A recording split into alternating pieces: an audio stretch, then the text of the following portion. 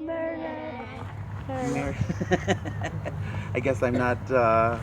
How far away did you have to come today? Like an hour. Oh, that's a pretty good time frame for having to get here.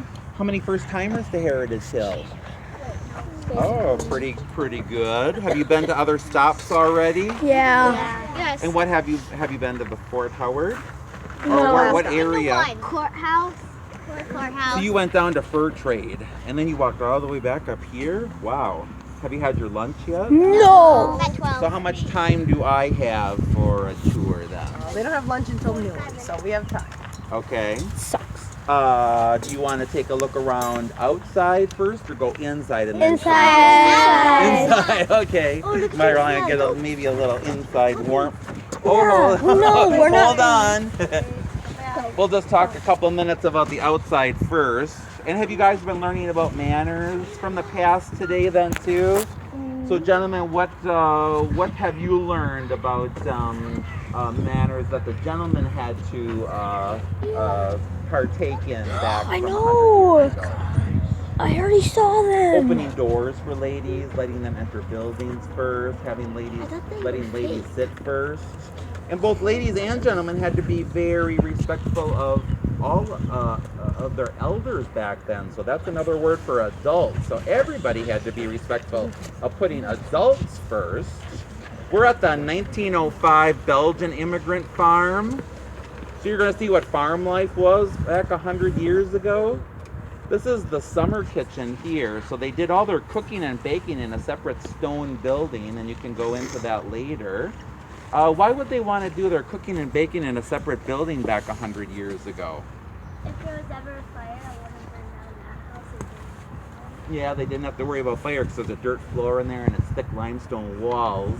What do you think they don't have that we have back in 1905? A nice luxury that they would need to come and cook and bake in a separate building.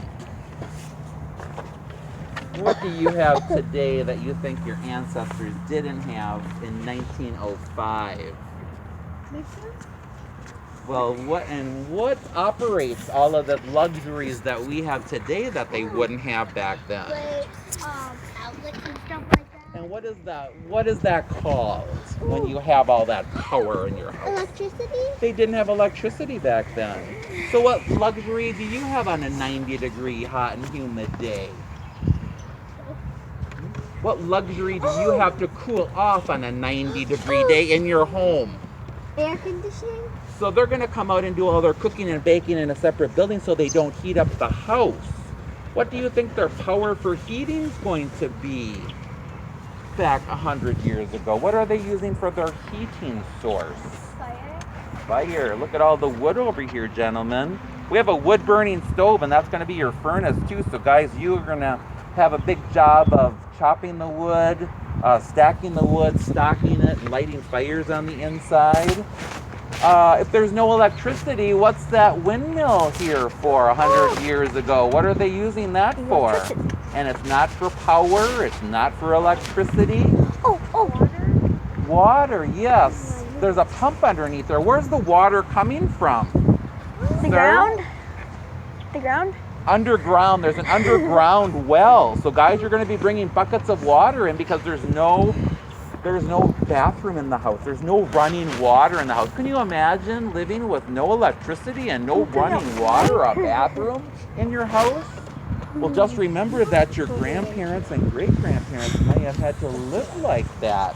So we all have ancestors that lived in the different time periods you're going to today. So water and wood are going to be two of the main chores for the gentlemen, and we're going to learn more about what the ladies would be doing. There's an outhouse where you'll be going to the bathrooms, that little red building that's right behind the summer kitchen. So you can check that out later, because that's where you're going to be going to the bathroom. We have goats in the red building here. We have chickens over in our chicken coop. You can take a peek in the barn later. We would have had the horses at the front and the cows at the back.